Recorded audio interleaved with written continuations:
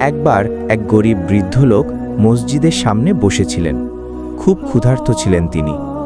হঠাৎ এক ধনী ব্যক্তি তার সামনে দিয়ে যাচ্ছিলেন। বৃদ্ধ বললেন, ভাই, কিছু খাবার দিলে আল্লাহ আপনাকে পুরস্কার দেবেন। ধনী লোকটি পকেট থেকে একটি খেজুর বের করল এবং বলল, এই একটা খেজুর দিয়ে কি হবে তোমার? বলে সে হেসে সেটা বৃদ্ধের হাতে দিয়ে চলে গেল। রাতে সেই ধনী লোক স্বপ্নে দেখল তার আমলের পাল্লায় কেবল একটি খেজুর, আর পাপের পাল্লা অনেক ভারী। সে অবাক হয়ে জিজ্ঞেস করল, আমার এত দান, এত নামাজ কোথায় গেল? এক ফেরেশতা বললেন, তুমি যা করেছ তা লোক দেখানো ছিল, কিন্তু যে খেজুর তুমি তাচ্ছিল্য করে দিয়েছিলে, বৃদ্ধ তা নিয়েই আলহামদুলিল্লাহ বলেছিল। সেই খেজুরই তোমার আসল আমল।